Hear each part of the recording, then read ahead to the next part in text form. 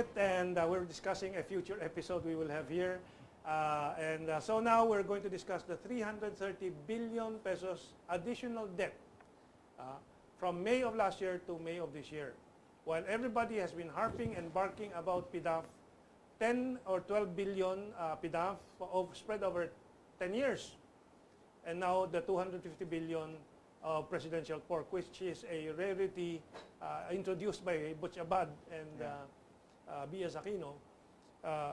Every year, we have approximately 300 billion additional debt, which by my accounting is unnecessary. Our foreign debt is $62 billion. Our foreign reserves savings is $82 billion. We have the special deposit account, SDA's Banco Central, of maybe 1.7 trillion pesos, around 40 billion US dollars today.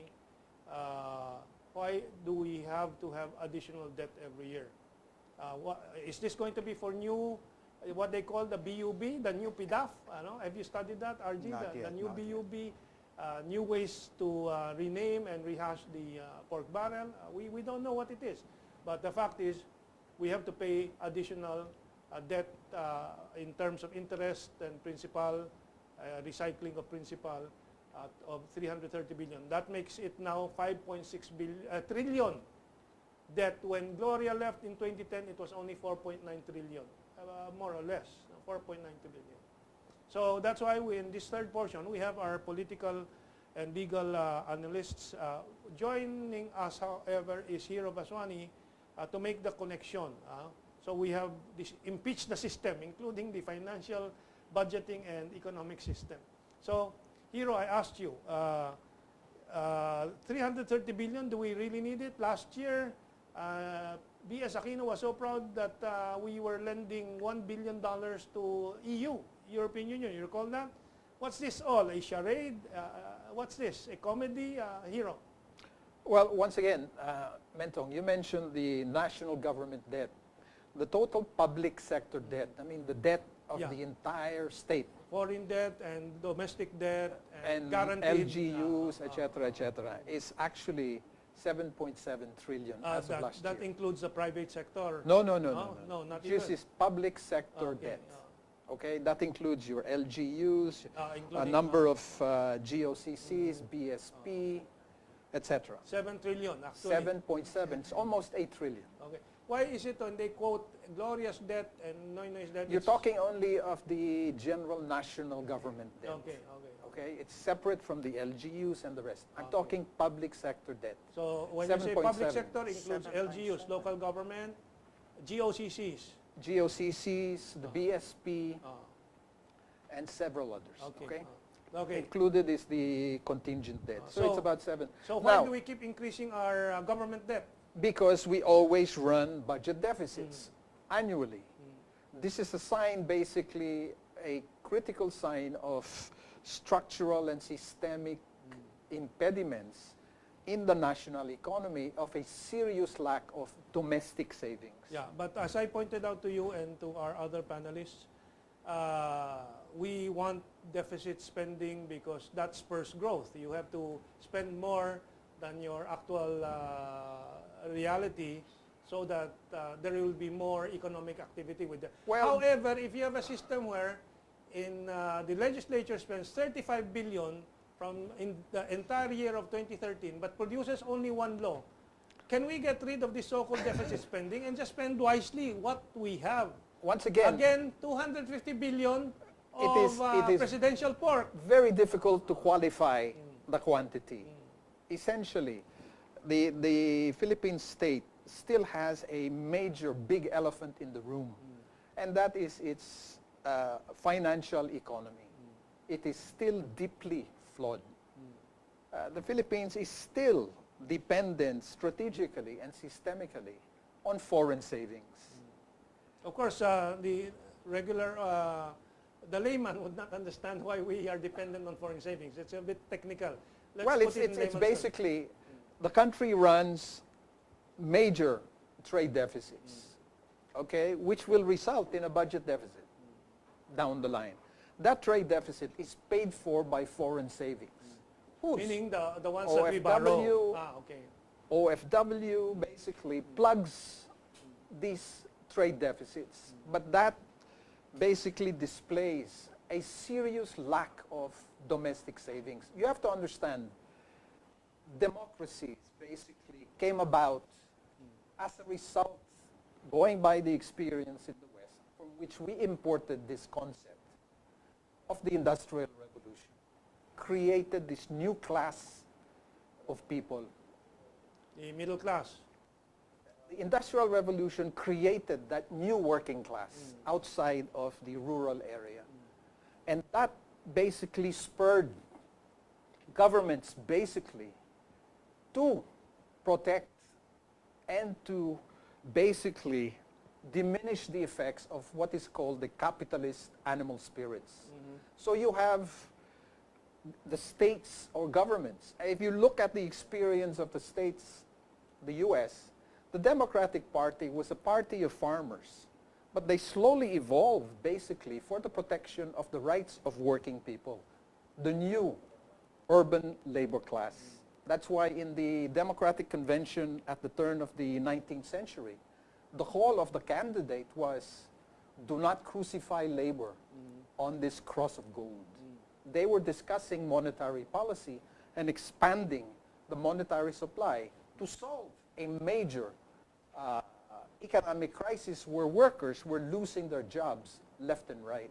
So you have the state basically moving to protect the interests of the working class, because it was the working class, the laboring class, that was clamoring basically for jobs and a raised standard of living.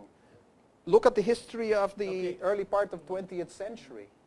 It was the rise of the labor unions, again, that gave rise basically to the strength of the Democratic Party to push for reforms in the structure of the economy. Yeah. So now let's link it up with our situation. Why are we borrowing too much? Why are we?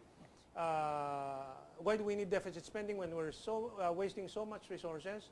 And how do we link it up with what's happening to our politics and our economy? Well, again, the political system. You're talking your structures of government, your legislature, your judiciary, and your executive. Essentially, they are very weak and dysfunctional. Dysfunctional is the major term there, no? Because what my impression is from your discussion is we adopted the system, but we did not go through an industrial revolution and so Exactly. on. So what has happened? We have adopted a so-called democratic system, but there is no industry, employment is down, and then the legislature does not really function, and it's just looting to justify itself. Well, you look at the establishment of democratic institutions here, and academics basically who are economists in political economy from major schools or universities in the US say that one of the most important requirements for the establishment of democracy is institutional representation. And what does that mean? Real, honest to goodness political parties that stand for but the local popular interests. The local layman will say, we have the Nationalista Party. They stand for nothing. PDP, I'll just go through them. Liberal Party, then you have the parties of the provinces, Anwaray, and so on. These are empty shells, basically, used as organizing tools to get a piece of the pie, so to speak. Because the legislature and the executive, if you look at this DAP issue, we don't have a parliamentary system where the executive basically abuses the prerogatives of Congress. Who is in charge of the purse? Is it Congress or is it the executive? We'll ask the politician, then the crusader. The reaction. Yeah, I'll get back to my solution to these problems. Hiro was mentioning about stupendous foreign borrowings.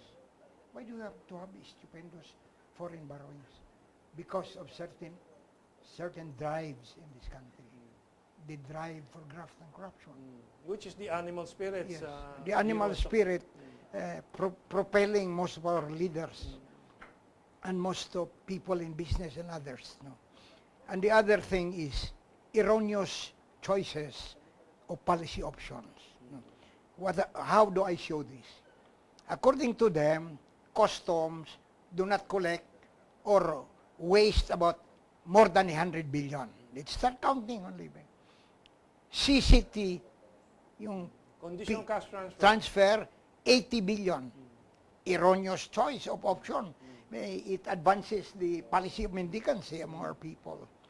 I read the other day that 38 billion was lost in corruption in the public works. Okay. All other government institutions lose a lot of money due to graft and corruption. Probably numbering about 500 billion. 500 billion. Okay. Why do you have to borrow money to fund the desires of the grafters and the corrupt? Okay. Because this money goes down to the grafters and the corrupt. Okay, I'll go to the lawyer activist. What are your reactions? Well, Hiro was mentioning about weakened institutions and the lack of popular representation. I think our society, at least political consciousness, has not risen above our filial or even tribal. We lack, I think I've been mentioning this since 2005, 2006. We fail to have a sense of nation. Each politician or each interest group can only think of what can I get from the larger political pie, from the national pie, and therefore our policies, we cannot adopt policies that go beyond our personal interest and let's say term of office for a particular politician. We cannot come up with a 20-year for modernization plan, just like in China. What we have are like plans for every 3 years, every 6 years. How do I maintain my power? And so you do not have any strategic interest for the nation. It's only narrow political interest. And if it's narrow political interest, you're just interested about survival for 3 years and maximum is 6 years. Yeah, okay. One of the key points of Hiro, and I think everybody reflects that actually, is institutionalization versus personality or personalization of interest. What is institutionalization if not a commonality created in the understanding of values and goals, di ba? That will discount kung sinong nag-advocate nung kundi na ang taong bayan ay na-interiorize yung mga values and programs. So, if you look at a country where institutionalization is very firm, China, Chinese Communist Party is an institution, very clear. They have membership, they follow discipline, rules, and so on. Dito, ang political parties are just personality and money channels. Shells. They're shells and channel for money. You join a party to get money sa election and to get jobs after election. Yeah. We have the last few minutes, so we have to compress our discussion. So, wala tayong institutionalization ng ideas, values, goals. Okay. You cannot institutionalize anything within the context of the present system. That's why I'm saying you need a transition period, constitutional transition period, maybe for 6 to 10 years, where the educational system will be totally changed, where values will be injected there, even in the churches, in the family. The question now comes, what are those values you want to inject? What are those goals and so on? No. We'll move fast, no? No. We'll go to Hiro and then we'll go to RG. Hiro, what are those values? You represent KME, Kilusang Makabansang Ekonomiya. So that is a very clear statement of values. Makabansa, nationalist, in economics, in the economy. What are those elements? Well, essentially, like there's an old, tired, worn-out statement. It's the economy, stupid. Without a vibrant, basically physical, agricultural, and industrial base, you will never be able to develop a vibrant and functional political system. You talk of representative government, people power, but most of Filipino people are not vested in their own economy. Vested means they don't have a stake. Okay, I'll move on to RG and I'll try to sum it up. RG. Yes, I think we need a period for transition, a period for reforms. Political education takes a primary role in empowering our people and giving them a sense of being a stakeholder in our economy. And that's the only way to move forward. Otherwise, we'll just be a bunch of disempowered and bedumbed citizenry. Okay. We have our last minute. I'll take that to try to summarize things and arrive at a set of proposals to our nation. First, the institution, the stakeholder or the stakeholdings of the people is not there because our state and our major enterprises, our major properties are owned by oligarchs and with foreign backing, like Manny Pangilinan owning electricity, water, transportation, MRT, LRT. They have local cousins. They have local cousins, the dynastic rule in politics and local economy. I think it's summed up by makabansang ekonomiya. You have to have more state-owned economic institutions. Instead of privatizing them, we have to restore collective national ownership. Agree. Because possession of economic power is possession of political power. That is what is happening today. My last point is, but the only parties we have advocating that is the Communist Party of the Philippines and their NDF branches, including Makabayan. Of course, there are distinctions there, but they're in one coalition. But the more loosely organized rejectionist groups and the Magdalo in a early development of a nationalistic ideology, and I see no others. Am I correct? No, wrong. Oh, okay. You don't see the others. What are because the others? They have not yet started to move. Oh, they're underground. No, not really underground. They're just silent for the moment. Okay, we have the thumbs up, which is a thumbs down for our time. And so, we have to continue. I would like to give you the last word, but we have no more time. Maraming salamat po sa inyo lahat. Saludo Thank ako you. sa mga nationalists natin. And to you, our audience, please join the nationalist ideal. That's the only way we can come up with a national, collective, unified nation. Maraming salamat po and have a good weekend. But why are you always emphasizing?